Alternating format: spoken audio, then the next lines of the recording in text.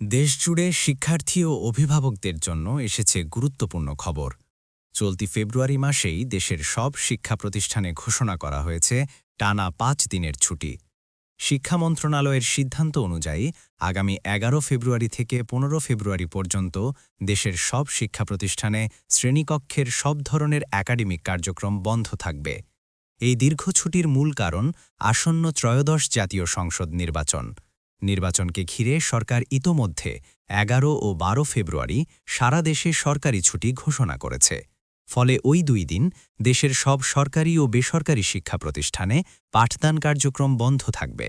এর পরের ২ দিন ১৩ ও ১৪ ফেব্রুয়ারি যথাক্রমে শুক্র ও শনিবার হওয়ায় সাপ্তাহিক ছুটি হিসেবে শিক্ষা প্রতিষ্ঠানগুলো স্বাভাবিকভাবেই বন্ধ থাকবে।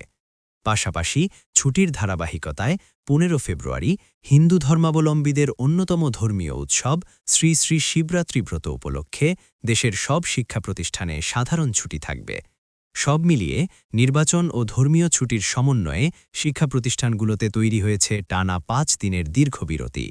চলতি শিক্ষাবর্ষে এটিই শিক্ষা প্রতিষ্ঠানগুলোর প্রথম বড় ছুটি এবং বছরের ঘোষিত ছুটির তালিকায় এটি পঞ্চম ছুটি হিসেবে গণ্য হচ্ছে। এদিকে নির্বাচনকে কেন্দ্র করে আলাদা ব্যবস্থাও নেওয়া হয়েছে। ১১ ফেব্রুয়ারি নির্বাচনের দিন সারা দেশে সরকারি ছুটি কার্যকর থাকবে। পাশাপাশি ভোটের আগের দিন অর্থাৎ ১০ ফেব্রুয়ারি শিল্পাঞ্চলের শ্রমিকদের জন্য সাধারণ ছুটি ঘোষণা করা হয়েছে, যাতে নির্বাচন সুষ্ঠুভাবে সম্পন্ন করা যায়।